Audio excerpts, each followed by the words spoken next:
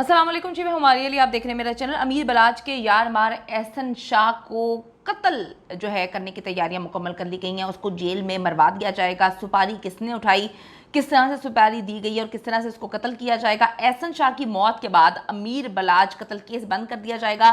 तीफी बड के असल प्लान्स जो हैं वो सामने आ चुके हैं, यानी कि अब 4.5 करोड़ एहसन शाह को कभी नहीं मिलेंगे। उसी को मरवाने का प्लान जो है वो पहले से ही बन चुका था। अमीर मौसम ने तीफी बट को क्या पैगाम पहुंचाया है गोगी और तीफी बट के खिलाफ, पहला बड़ा जो है वो एक्शन, हम बस यही कर सकते हैं, हम बेबस हैं, हमारे हाथ बंधे हुए हैं, हमें ऊपर से ऑर्डर्स हैं कि इस केस को ख़त्म करना है। अब पुलिस को ऊपर से ऑर्डर्स किसने दिए हैं सबको पता है, मुझे बताने की ज़रूरत नहीं है। यानी कि अमीर बलाच को जो कत्ल कर दिया गया, उसके कातिल आराम से मुल्क से बाहर फरार हैं, कुछ मुल्क के अंदर मौजूद हैं। सपोर्ट जो की जा रही है वो भी हमें पता है, यानी कि CIA पुलिस ने पहले ये कहानी सुना दी थी जब उनको न्यूट्रल ये लोग तफ्तीश कर रहे थे, तो उन्होंने बताया था कि अमीर बलाच कत्ल में पुलिस वाले बड़े अफसर मौजूद हैं जो कि मुलव्वस हैं। फिर उनका तबादला कर दिया, उनका ट्रांसफ़र कर दिया, उन पर इल्ज़ाम लगा के टीम ही चेंज कर दी। नई टीम आई तो उसने 2 दिन में केस को ही मुका दिया, सारी चीज़ें डाल दी तीफी बट के ऊपर। वो तो हमें पहले दिन से पता था कि तीफी बट ने किया है। उसके बाद केस को ख़त्म करने की कोशिश। अब जी मामला बड़ा ही खौफनाक है। टीपू ट्रकावाला के बेटे अमीर बलाच के कत्ल को आप सबको पता है कि 2 महीने हो चुके हैं। पुलिस अभी तक गोगी और तीफी बट को गिरफ्तार नहीं कर पाई। इनको तो ये भी नहीं पता कि गोगी बट कहाँ पर है, मुकम्मल तौर पर नाकाम है या फिर गिरफ्तार ही नहीं करना चाहती। ये भी बहुत सारी चीज़ें क्लियर हैं। वो तो आराम से दूसरे मुल्कों में बैठ के जो है पाकिस्तान में अपने लाहौर में कारोबार जो है वो चला रहे हैं। उनको किसी से कोई लेना देना नहीं है, क्योंकि सरपरस्ती किसी बड़े बंदे की है, और जब बड़े बंदों की सरपरस्ती हो तो फिर आप सबको पता है कि कहाँ से क्या मामला हैं। मुझे बताने की ज़रूरत नहीं है ना, आप इतने चूचे बच्चे हैं कि आपको मामला को जो है समझने में प्रॉब्लम हो रही है। दूसरी तरफ जी एहसन शाह के हवाले से इंतहाई ख़तरनाक खबरें जो है मंजरेआम पर आ रही हैं। बलाच कत्ल के बाद से उनके भाई अमीर मौसम जो हैं और फ़तेह तो मजबूरन खामोश हैं। उनकी आवाज़ जो है बनने वाले कैसर बट ने इंतहाई खौफनाक इंकशाफात किए हैं।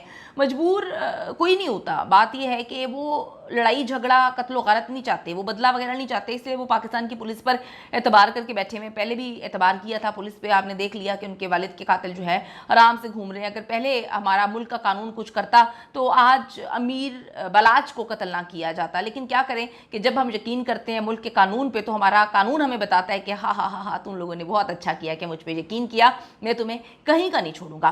कैसर बट इनके मुताबिक तीफी बट खुद अमीर बलाच को कत्ल करने के लिए करीब ही मौजूद था और सब कुछ अपनी आंखों से मॉनिटर कर रहा था। इस बात के का इतराफ जो है एहसन शाह भी कर चुका है। एहसन शाह इसकी गवाही देता है इस बात की।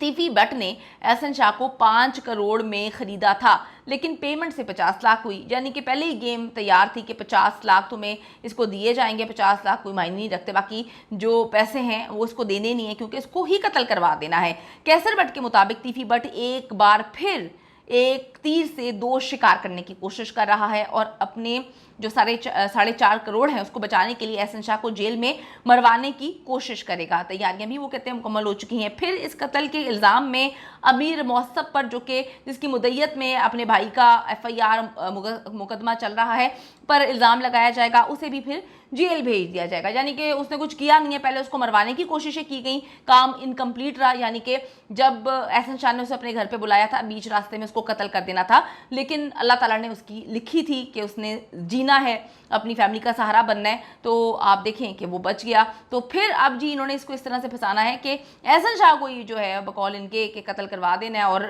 अमीर मौसम पे जो है वो इल्ज़ाम लगा देना, उसको जेल भेजने की साजिश करेगा। कैसर बट की बात में वजन तो काफ़ी ज़्यादा है। जब तक तीफी बट आज़ाद है वो साजिश करता रहेगा और हमारी पुलिस जो है वो बेबस तमाशाई बन के आराम से कहती है हम तो कुछ नहीं कर सकते।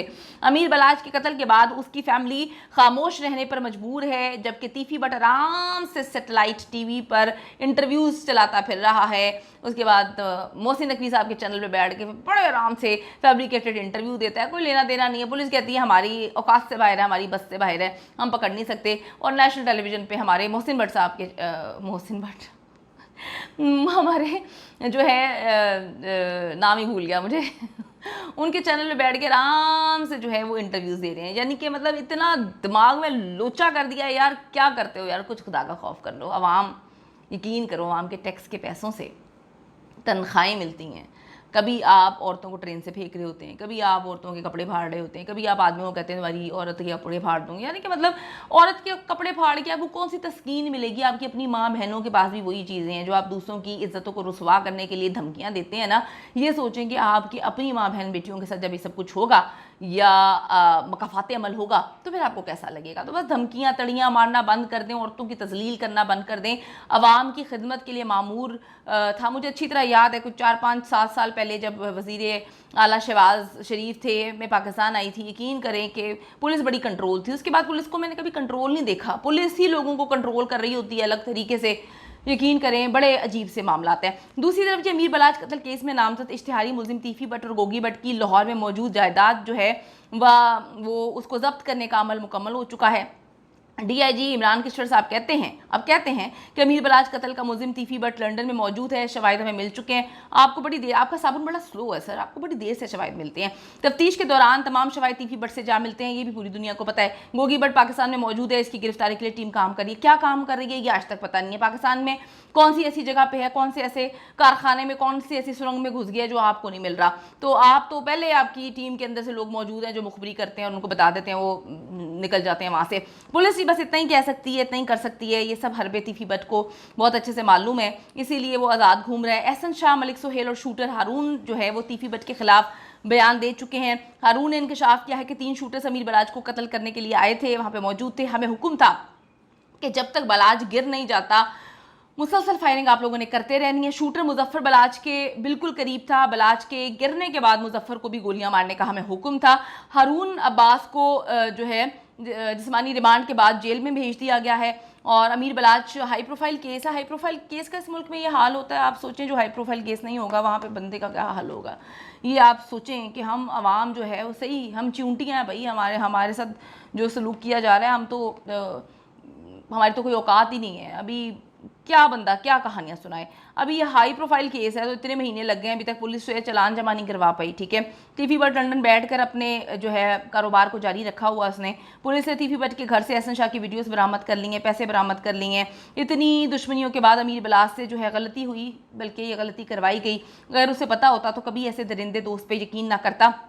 पुलिस ही कानूनी कार्रवाई तो तेज़ी से कर रही है, लेकिन अंदर की खबरें तीफी भट्ट तक पहुंचाई जा रही हैं। अंदर काली भेड़ें भी हैं। मैं ये नहीं कहती सारी पुलिस बुरी है, लेकिन अंदर कुछ ऐसी गंदी मछलियां हैं जो पूरे तालाब को गंदा कर रही हैं। यही वजह है कि तीफी भट्ट अभी तक इनकी पहुंच से जो है वो दूर है, यानी कि आप पकड़ नहीं पाए, आप पकड़ना चाहते नहीं हैं या आप पकड़ नहीं सकते।